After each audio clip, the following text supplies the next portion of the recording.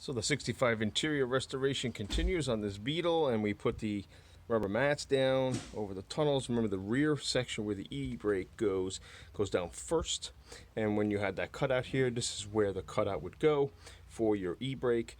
So this lays down first, and then you got the front. So there's that circular section where the shifter would get cut out, and this goes over here. And don't forget your footrest, and you just want to kind of massage it and get it into place. Now, by factory, I don't think they glue down the rubber mat, but you can see it's kind of baggy here. I technically like to glue it down a little bit, and it's pretty simple to do.